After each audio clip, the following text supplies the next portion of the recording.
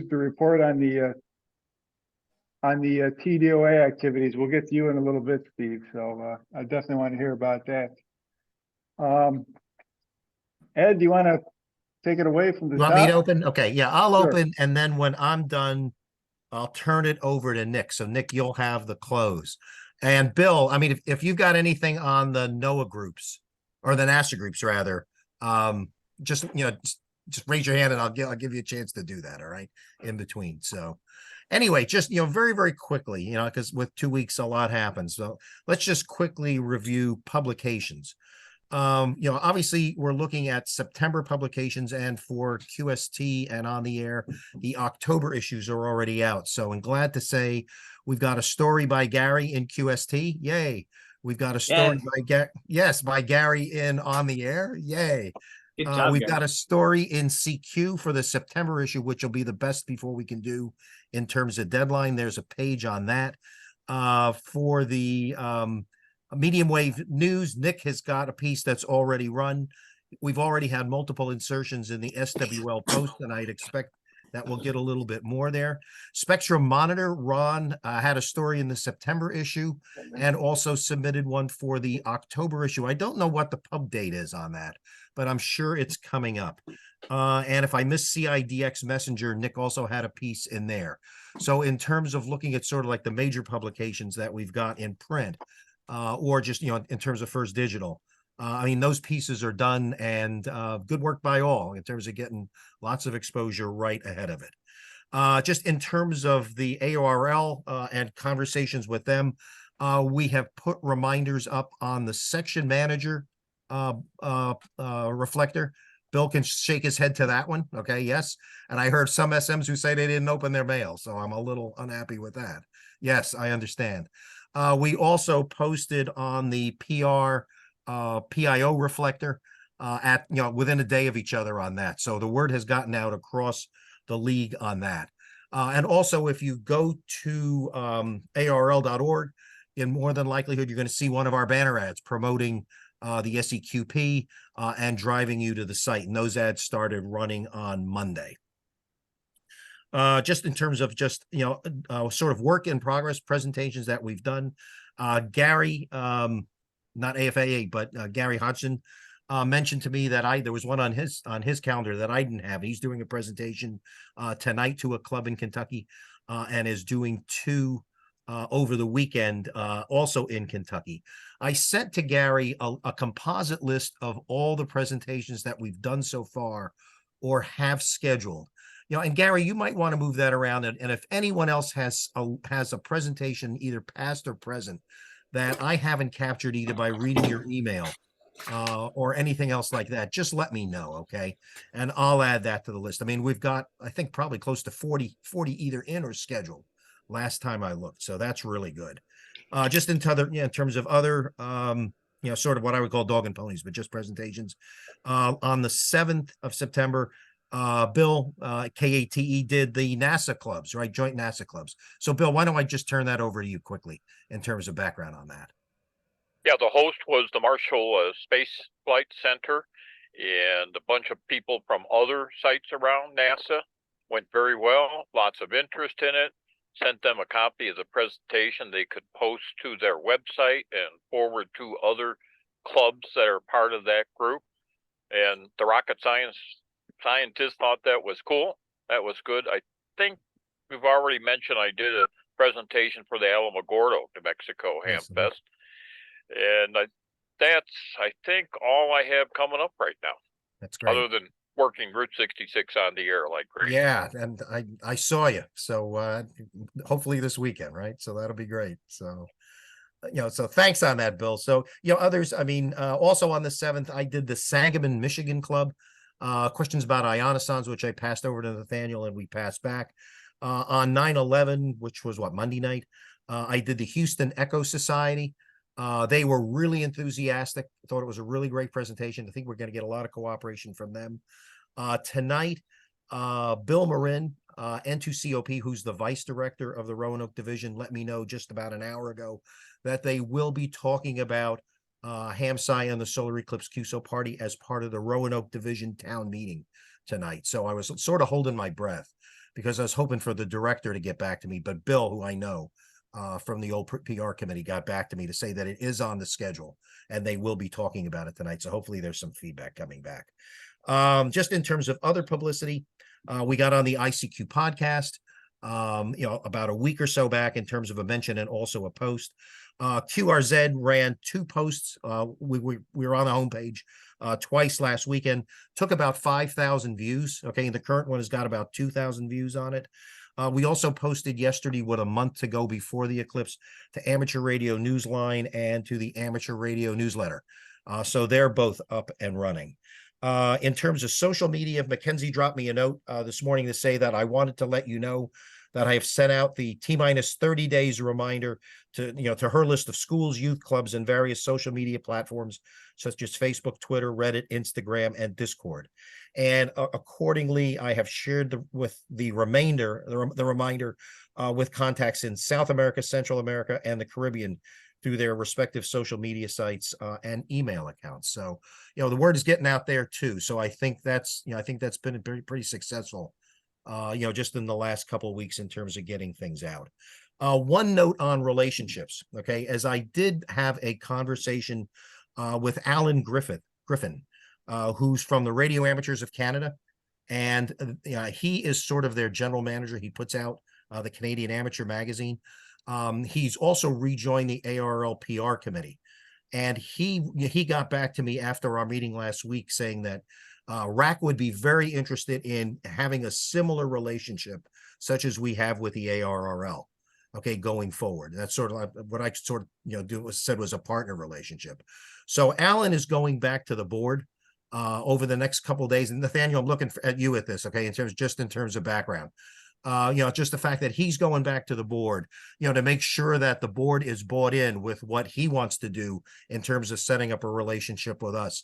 And obviously, I think that can lead, obviously, to posting on their social media, but also in terms of getting a story in the Canadian Amateur after this first eclipse between now and the second one, which obviously has bigger impact, in terms of the Canadians.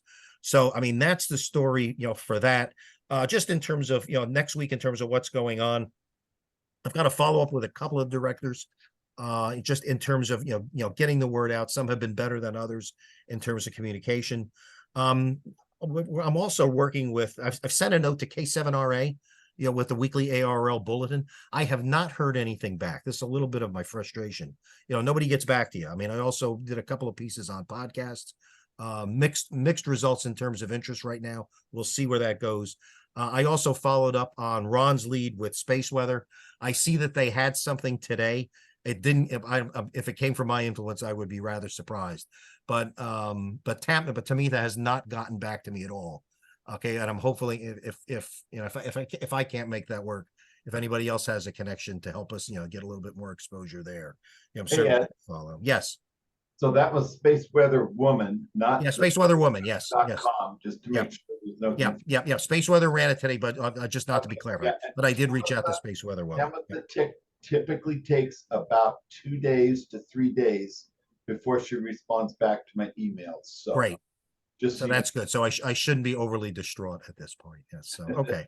Yeah, I like success. Let's look at it that way. So anyway, and just the only other piece that's coming up is as we get closer, like 2 weeks out before the October 14th event, is to follow up with all the ARL newsletters, such as the contest editor, the people who are K7RA and the people who are doing the general interest newsletter, just to make sure that we've got a mention going forward. So Nick, I didn't omit you. Let me turn it over to you for what's going on with SWL, AMDX, and things in general in Canada. So DX7. Okay.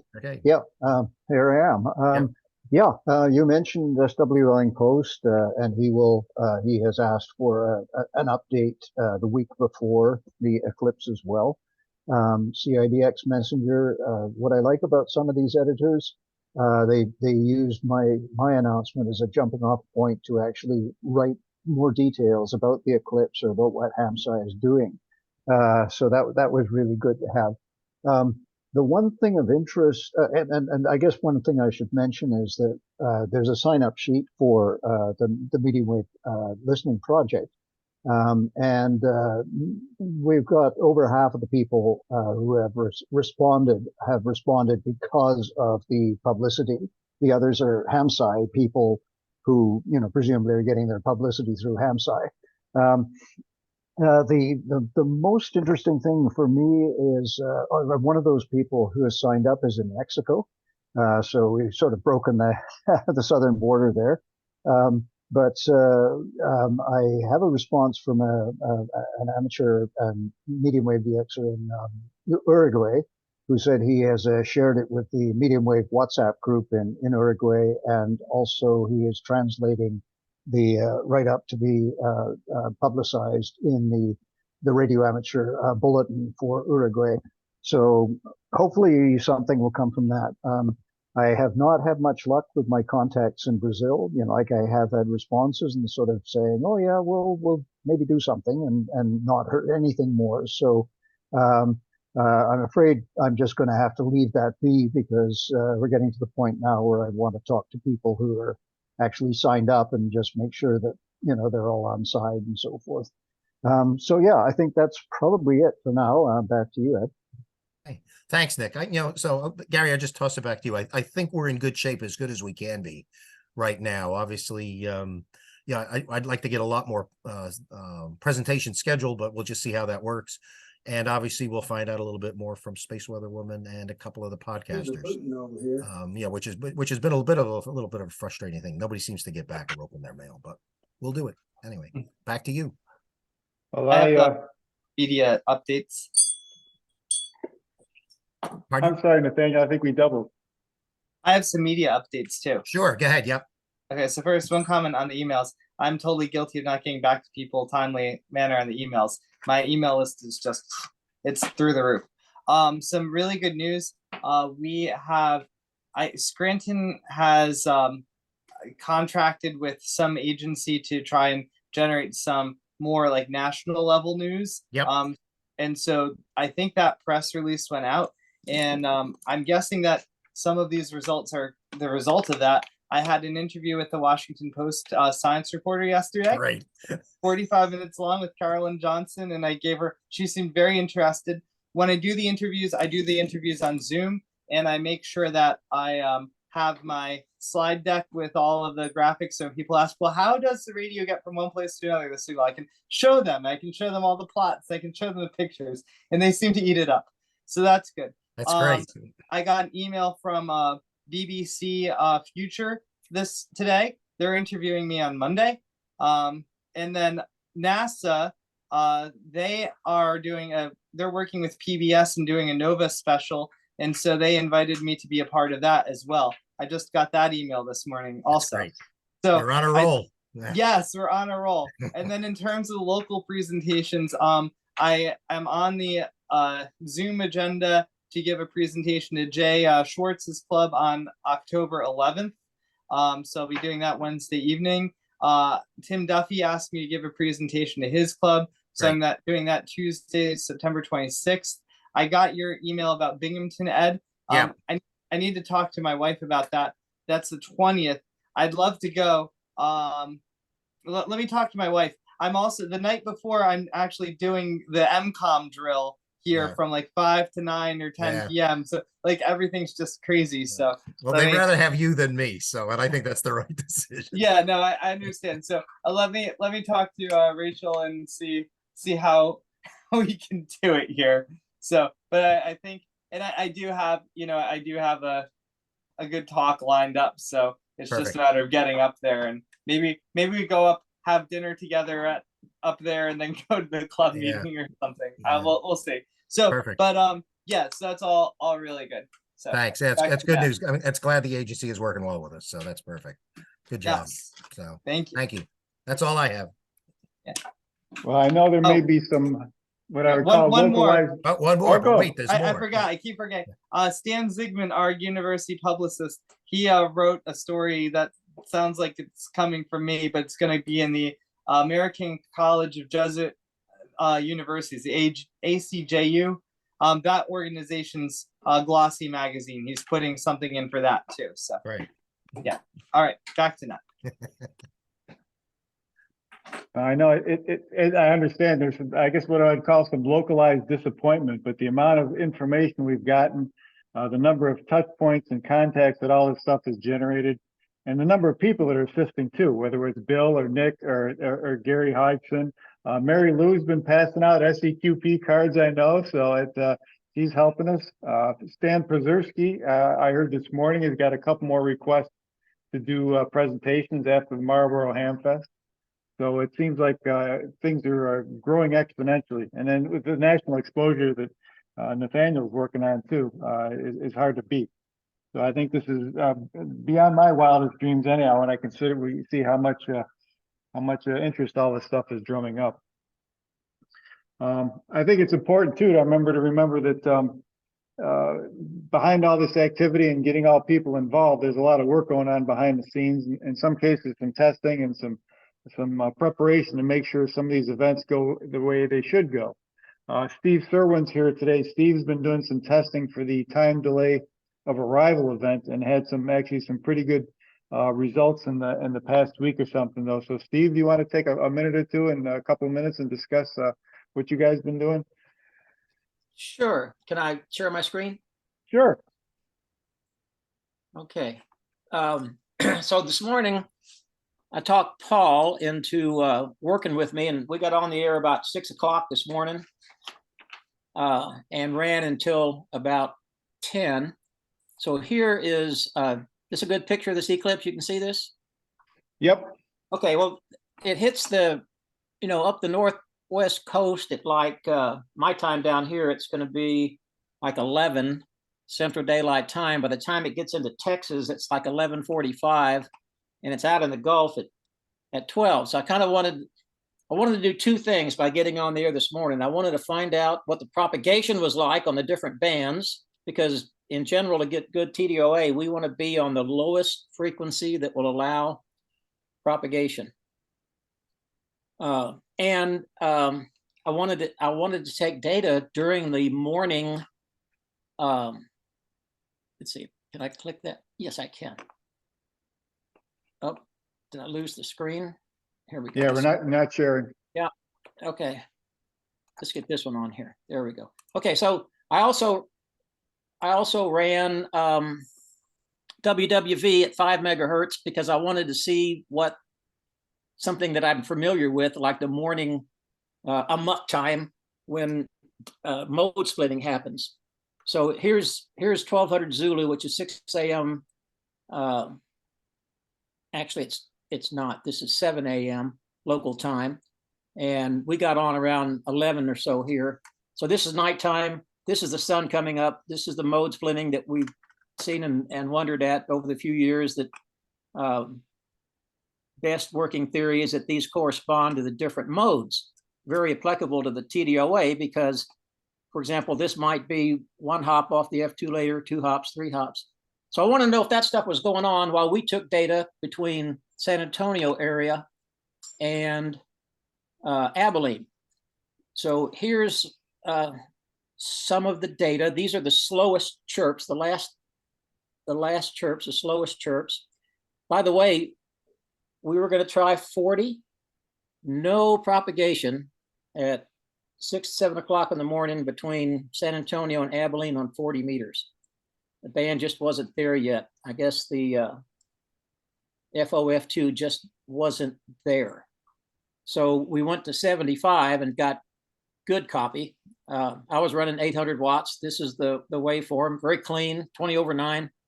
And you can see this scalloping in here is evidence of 1 hop, 2 hop simultaneous reception, which is kind of what we were expecting to see.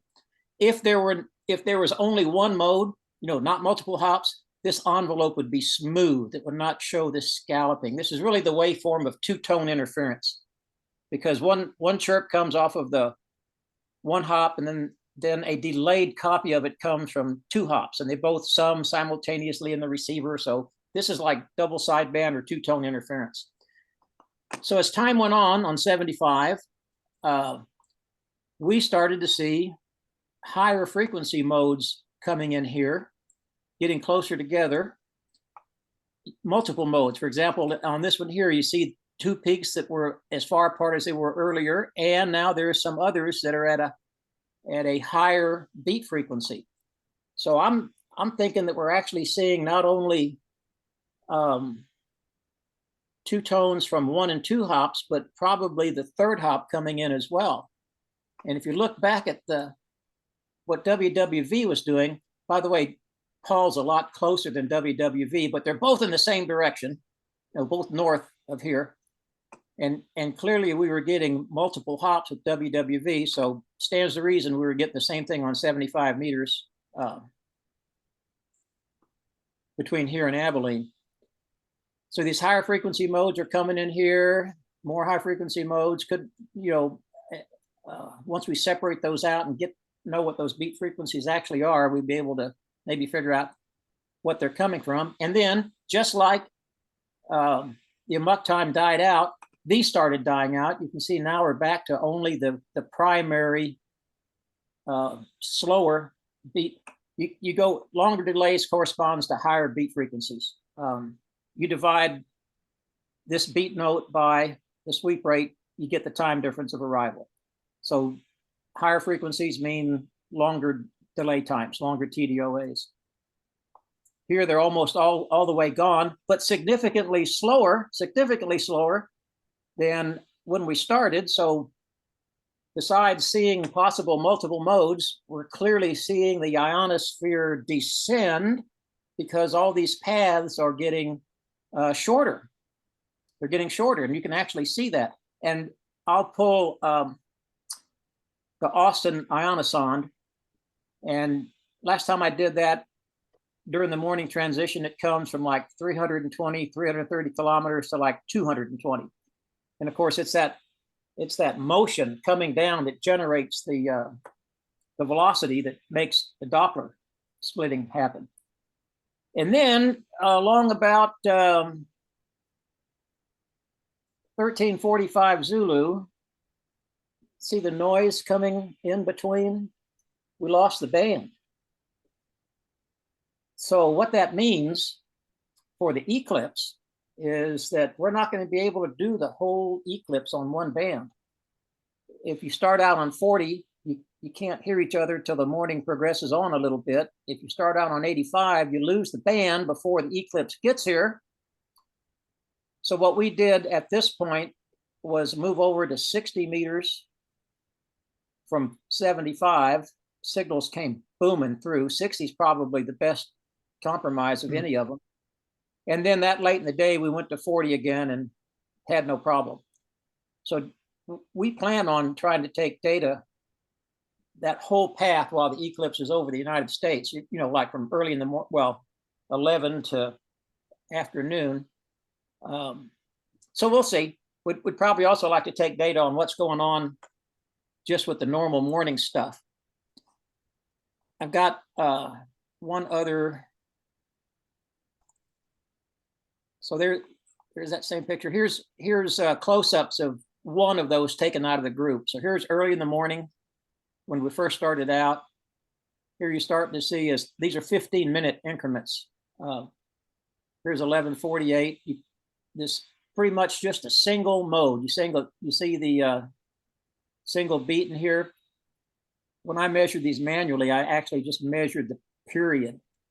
Now Nathaniel and I have just about got a routine going that will actually pull these frequencies, which is going to be a whole lot more accurate.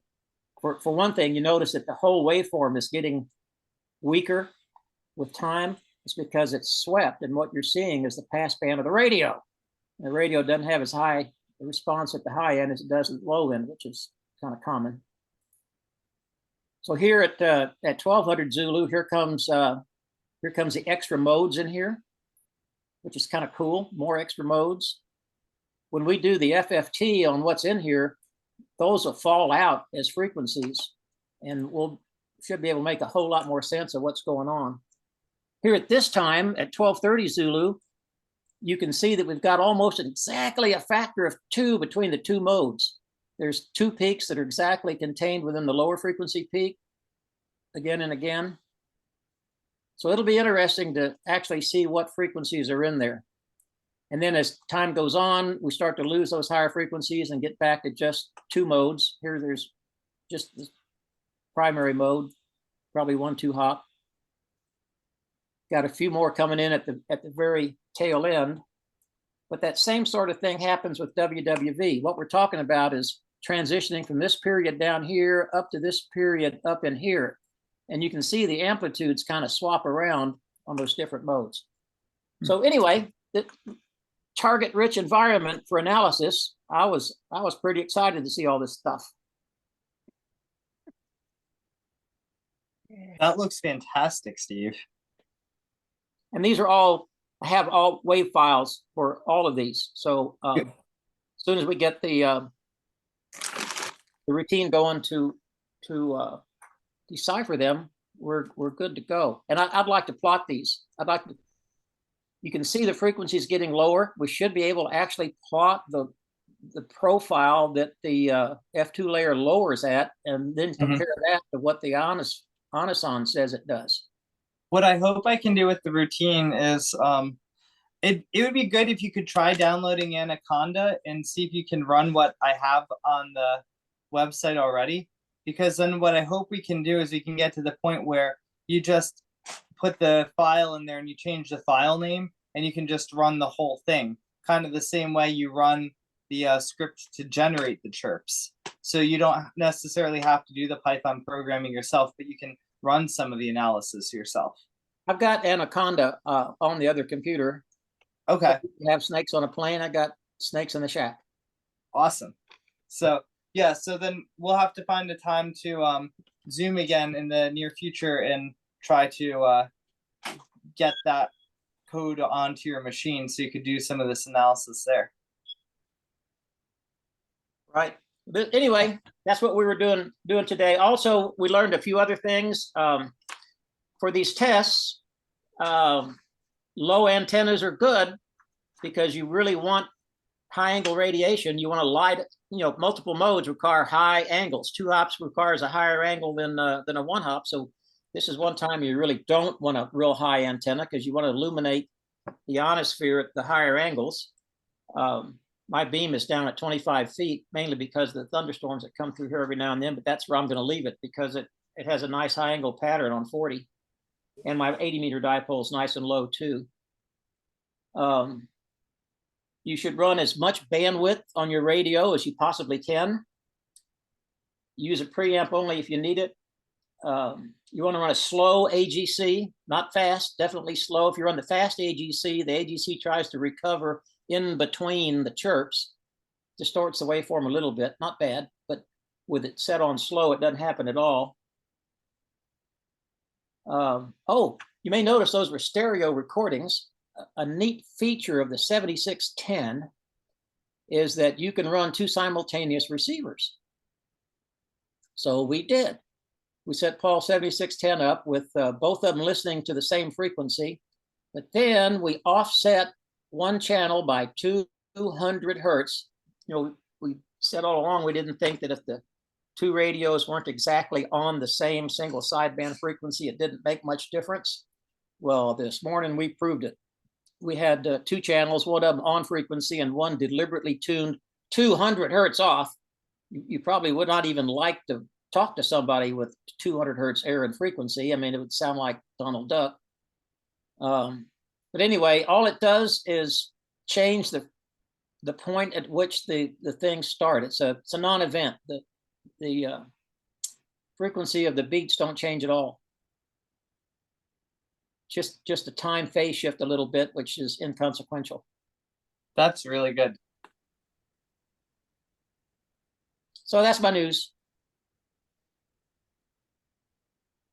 That's pretty slick, Steve. And I mean, it's fantastic that you're getting a month out ahead of this thing and checking it out and understand what you expect, because we only get one shot at the annular eclipse, obviously, and I think you can be pretty well prepared. Steve, how are you doing in terms of getting volunteers for this? Well, Gary's got the website up that he's populating with people. And I plan on these little pointers like how to set the radio up and antenna things and paths and frequencies and which frequency to use. I'll pass on so we can put it on the website.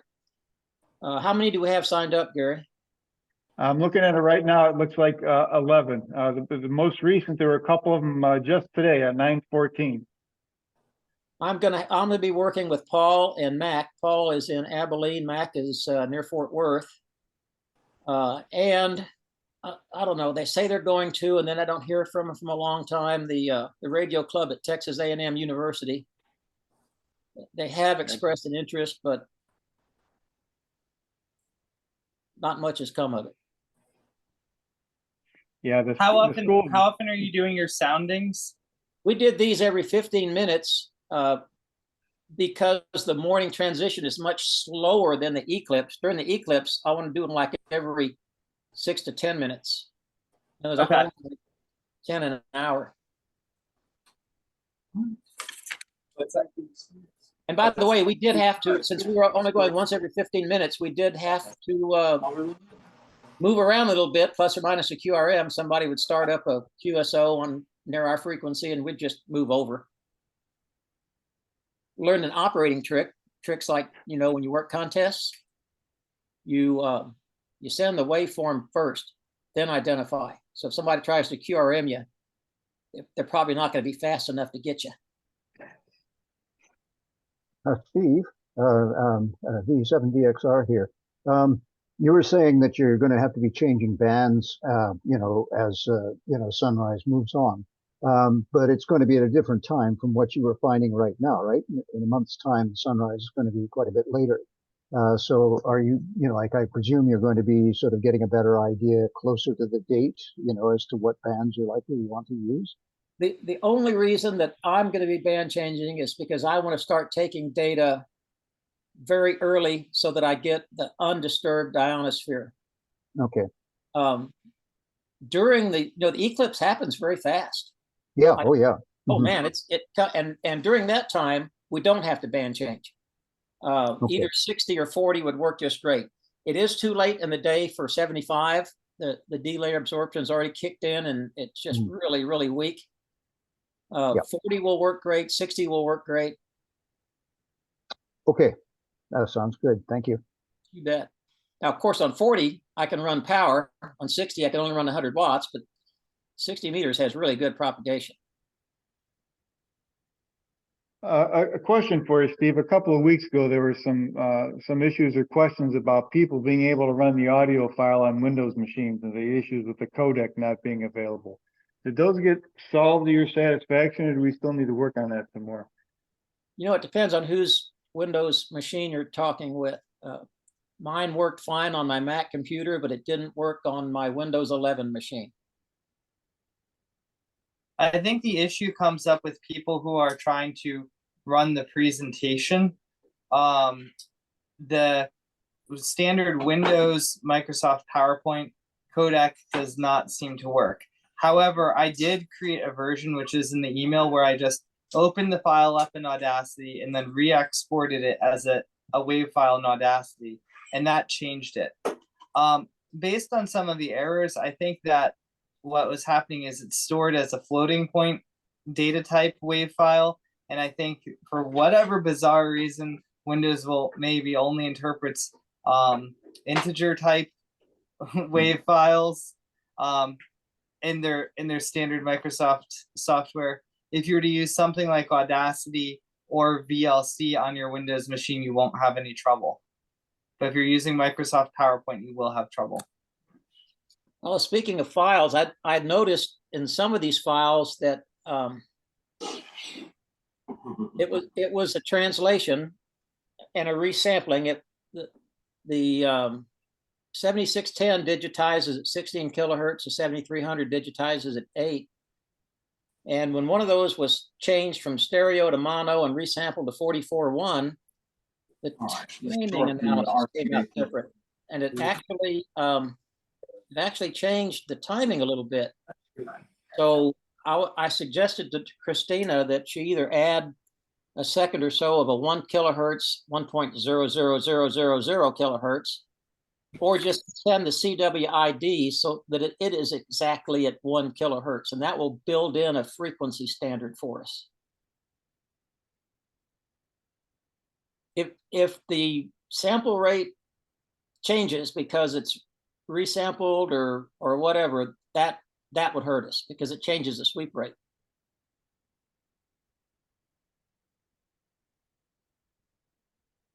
So that would be changing the Python code that's linked into the website that generates the audio files if she were to do that. Yeah, all it would mean would be to make, maybe it's already done. Maybe that CWID is already at a very controlled frequency. It doesn't have to be a kilohertz as long as we know what it is, to 3 significant digits at least. If the CWID is already in there, I'm sure it's at a known frequency, because you have to, in order to create that, you have to define the frequency. So if you just look at the Jupyter notebook, it should be pretty easy to see what it is. So the point is, we might have, if we are seeing results we don't understand, one diagnostic tool would be to go back and look at that tone and make sure it's coming out at the right frequency, Yes, so that the sample rate hasn't been contaminated somehow. that makes sense.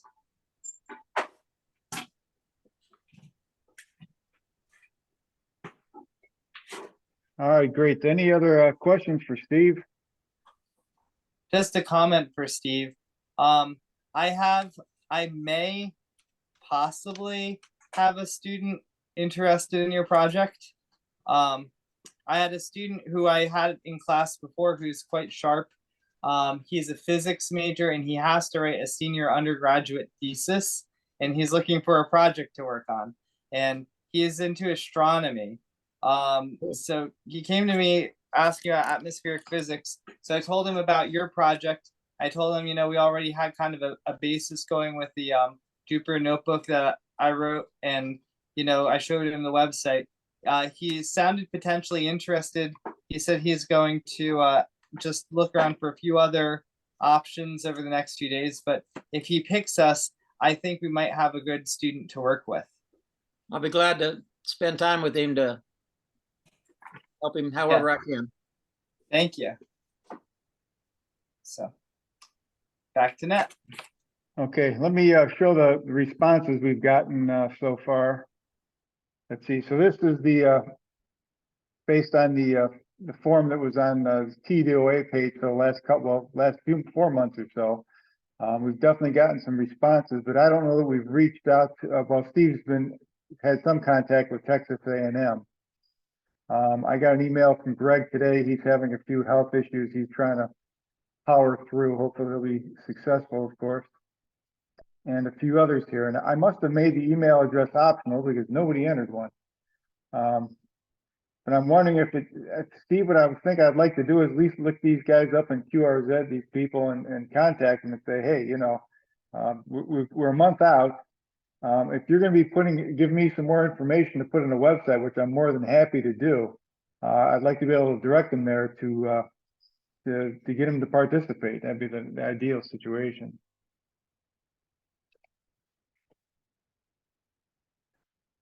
Okay. You have to make the little black X go away if you want to talk. I'll write up some of these things I learned. Like, I already know that 75 meter is going to be a non-starter because the place where we really want it to be working is around noontime, and 75 just isn't going to work at that time of day.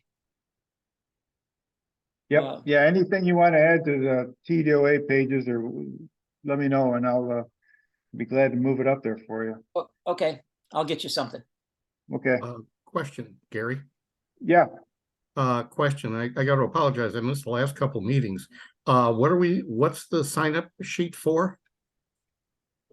Steve's time delay of arrival event, where they're transmitting chirp waveforms basically over single sideband.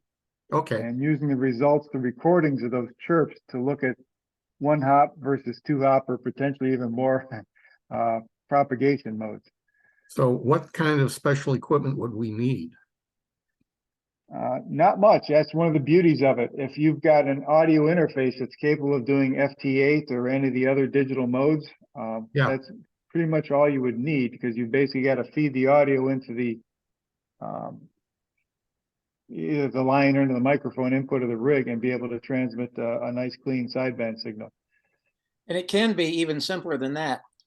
I fed the waveform into one of my transmit audio files. I have an ICOM 7610, and you can preload those things with, like hello CQ contest or, whatever. But so I loaded the waveform into it. So all I have to do is punch the T1 button and it sends the waveform.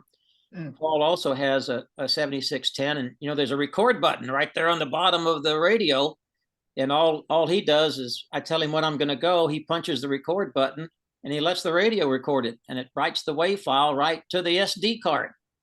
You don't have to do an interface at all. A lot of radios have that capability. So what we're talking about here is just before, during, and after the Eclipse to just gather data and write it to the hard drive. Yep. Well, what he did, the way we did it this morning, since we were taking data every 15 minutes, was he would record it to the SD card. And then while we're waiting for the next 15 minutes to come around, he would just go ahead and email it to me. And I'd bring it up and look at it on the monitor. So he was recording the WAV files directly to the SD card by punching the record button on the radio. Not all radios can do that, but it's mostly during the Eclipse event, whether it's a few hours before to a few hours after. It's not like the Grape where we've got it running 365 days a year. You've got to have two people, a transmit station and a receiving station, and ideally they can actually swap positions and transmit and receive to one another if that's possible too. Yeah, receiving is one thing here. A transmit, but the way my antenna is right now, the only thing I could do would be on 20. My antenna just isn't working on anything else. Can I, Steve, can I get with you offline here and talk with you a little bit more in detail about what I need to do and how I would do this? certainly. What's your email here so I can, we can exchange phone numbers or something? I'll put it in the chat. Okay. Thank you.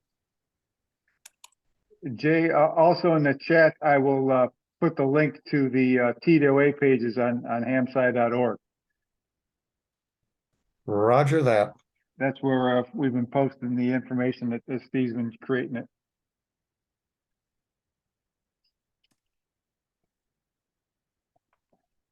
Okay, anything else in the TDOA event? It's good to have an update on that because we haven't talked about it for a while. It's good to keep that fresh in our mind.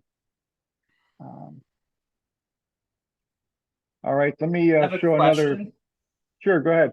As long as you're telling us how many people have pre-registered, how many people are pre-registered for the SEQP? Let's take a quick look.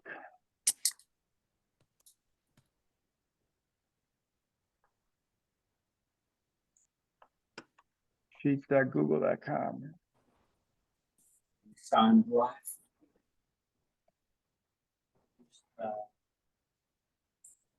SEQP pre-registration form. Let's see. Take a look. Quick look. Plug seated well and yet at us. I think he was connecting. We've got we're up around 270, and those continue to come in as people give talks and presentations. So we've got a pretty steady stream call signs coming in. Do me a favor. Fantastic. That's great. Put the red on the hot and the black on the little brick.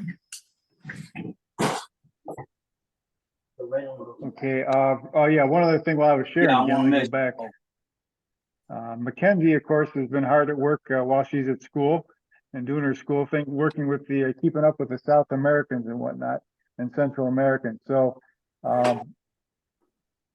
she, of course, took a look at the numbers of amateurs and operators and licensed folks in all these countries. We've seen that from her before, but she's gotten replies back from the national radio So it's not short. clubs and organizations.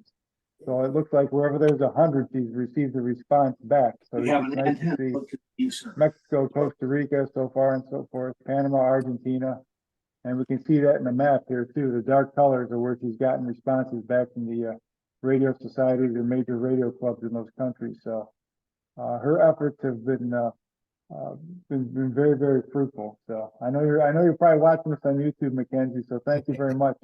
You're paying dividends, and I'm sure we'll probably pick up a few more between now in the next 29 days. Yep. And of course, and then they'll come back for next April.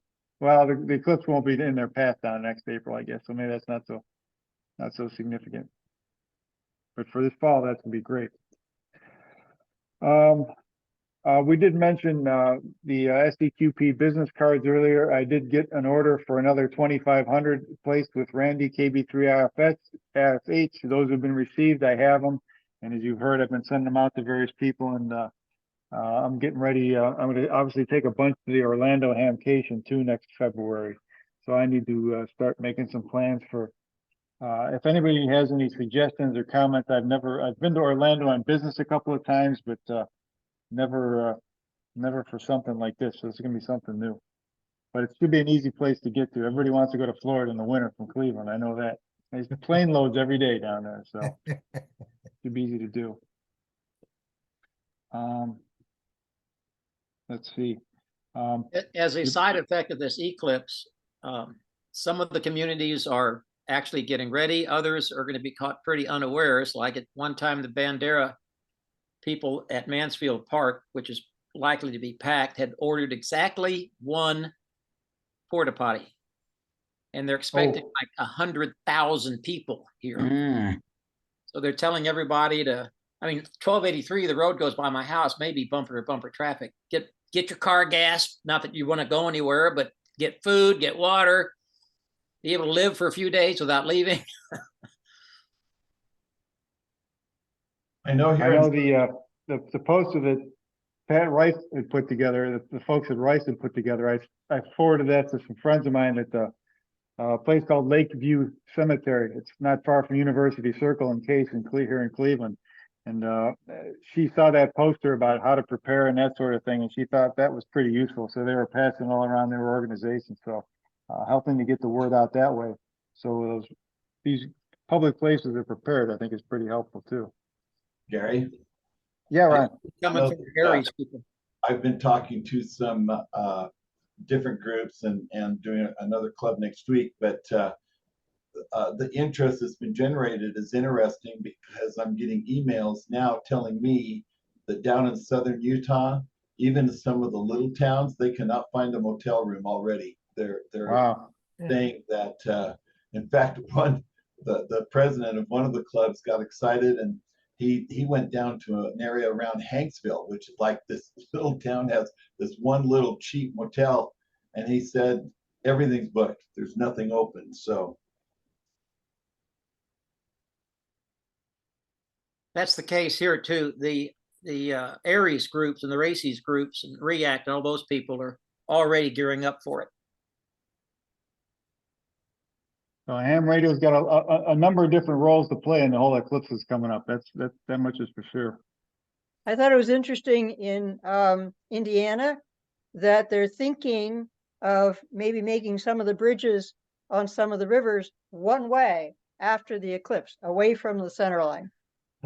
To help the traffic. Well, it's not often that government thinks ahead, so let's give them a hand for doing that for a change. So, speaking of thinking ahead, so we're generating all this interest, and we're hoping we're going to have a tremendous number of participants, especially for the SEQP and the DSSC. And today it's 1 month, 29 days out. And it was Bruce Horn that asked me to remind him about a month before the event to make sure that the log robot and all that kind of stuff is being worked on, is going to be ready. So I will do that today. And also I want to thank Ward Silver did some testing of N1MM Plus and was talking to the developers a little bit. And I looked at the last line on Ward's last email to me a few days ago. He goes, I think it's all working properly. So that makes me feel pretty good that at least N1MM is all set. So so that's one thing behind us. I may have to update some of the instructions on the website because they're from 2017 version of N1MM Plus, but I'll work with Ward if he can give me a couple of screenshots. That'll be easy to do. Let's see. We did a little bit of science already with Steve's presentation. That was good to see. And Nathaniel or Gareth, is there anything that either of you want to bring up on the call today? I don't think I have anything extra right now. Yeah, no, nothing extra for me either. I think Nathaniel asked for an update on postdoc hiring effort. Just the update is that it's going really well and smoothly. So that's my my postdoc hiring update from NJIT. That's very good. Did you get my email too, Gareth? I did, and I'll have to consult with my wife about that. Yes, I understand. Yes. Yes. Sure. Okay. I will put that. Now you can. All right. I've covered everything I wanted to cover. I'm starting to fade a little bit too, because I think I'm still on Central European summertime after being in Northern Europe for the last couple of weeks. Is there anything else? Anybody else? Any questions, comments? I think just you can see Gerard and Bob are busy over here trying. Where are they? They're trying to hook up our ionosonde project over here. So they're very busy working on that. Nice.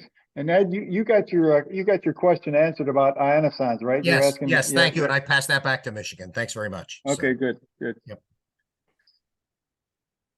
All right. Okay. If there's nothing else, I will. I say we close the call. I know Ed's got to run at 5 anyhow, and I'm probably gonna do the same. So thank you everyone for attending. Thanks everyone for their input. And for those who listened, stood by, or contributed, or working behind the scenes, because there's an awful lot of that going on too, especially and even the guys in the grapefruit too. So if there's nothing else, we'll call an end to it tonight. Hey, Gary, can you hang on a minute? I just got an email from somebody asking about a test run tomorrow night. I don't know anything about. Yeah, I'm not going to. I can hang on for a minute. 7-3, everybody. Yep, 73. Take care, Jay. While we're hanging on, this is Bill in New Mexico.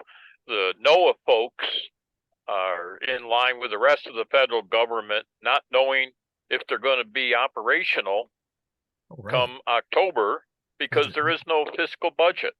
I'm not going to get into the politics of it, but it looks like they'll have contractors, if nobody else, coming to the balloon fiesta in Albuquerque. Wow. Yep. And almost all the rooms are booked here already because of the balloon fiesta and the eclipse. So don't bother coming here.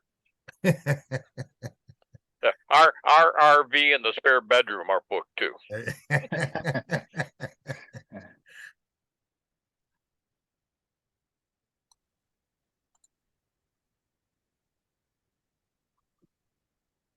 Okay, I'm going to put Whiskey 6 Hotel back on the air. 7-3. 7-3. All right, take care, Bill. Cool. 7-3.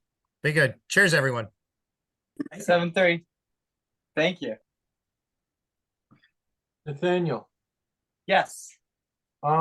is the GPS antenna disconnected? Sort of. Yes. Temporarily. Oh, the is the power disconnected to the splitter? Yes, I'm working. That's as soon as I get off this telecon, that's the next thing I'm fixing. Oh, okay. Okay. We had we had to move some power supplies around here for this, so that one got disconnected, and then I ran out of time before the telecon. So okay. Okay. I was just wondering. I was just concerned that there might be, like something got damaged or burned up or failed. No, I don't think that. I don't think so. I think it's just I have the power supply disconnected, and I just didn't get a chance to reconnect it yet. Okay, that's fine. Yeah, but I have your VLF, the VLF servers now on the UPS. Okay, good. Go ahead and do it. Good. Don't move. Did it boot up okay? What's that? Did it boot up okay? I think so. I think you booted it up fine. I'll double check. Okay. Well, actually, I'm logged into it now. I'll just check the programs. Okay, let me stop the recording here.